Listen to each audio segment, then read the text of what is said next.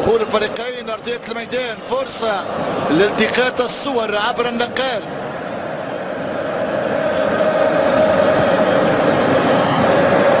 الميدان انتصار 1-0 مبكر من جانب الفريق التونسي. كورة على الفريق الجزائري، هذه رأسية والحارس يبدع مجادل، كرة طار لها حارس مرمى الجيسكا، رأسية في المرمى، هدف يضيع والترجي الموسم. كورة منطقة الجيسكا، محاولة خطيرة لبرا، تسديد لكن لبرا، كرة تنتهي خارج الميدان. معتز الدم، تبقى الكرة للجيسكا، هيا هذه الانطلاقه ولكن التدخل موجود والكره يخسرها فريق الترجي، فيما الحكم يحتسب خطا. الكره التونسيه على مستوى بطوله دوري ابطال افريقيا، حميده مع 14 كنينه. هنا التدخل بمحاوله تونسيه بينما حكم مثل القبائل، راسيه، كره خطيره عند الحارس. بس الكره عند توجاي 57 مقابل 43، نسبة امتلاك الكرة التفوق فيها للفريق التونسي. الحكم يقول خطأ، صابري تابع، صابر يا صابر، ولكن في المرمى مشابل رايع شتى للحارس الجزائري.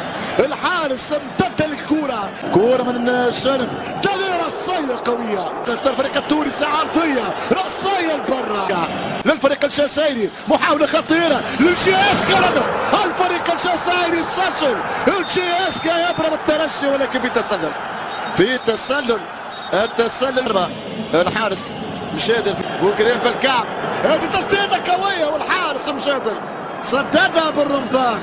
هنا تكمن خطوره بالرمضان في الكره الثانيه. هنا التحضير ممتاز من صابر، يسدد والحكم يرفع كره منطقه الجزاء والحارس مجادل في مشهد غير مألوف. تاخر انطلاق الشوط الثاني لهذه المباراة بسبب الاحداث اللي دارت بين الجمهور ورجال الامن. الان سينطلق الشوط الثاني لهذه المباراة. باهي ترجي للموسم الثالث على التوالي في اطار دوري ابطال افريقيا. بإعشاء بالرمضان دالي الكرة الشابكة 1-0. الترجي سجل عن طريق دالي، هو مفتاح الفوز، هو مفتاح العبور للدور النصف النهائي. فريق باب سويري نعرف العلاقة ما بين طلق دالي بالرمضان يسدد الفريق الجزائري، التسديد لكن بعيدة. قود للاعبين اللي حركهم، كنترول موجود، التسديد بقوة، الحارس يتصدى لوجود التسلل، لا التسلل موجود. بيبا يحاول اختراق دفاعات الترجي، تبقى المحاولة مستمرة لشبيبة القبائل.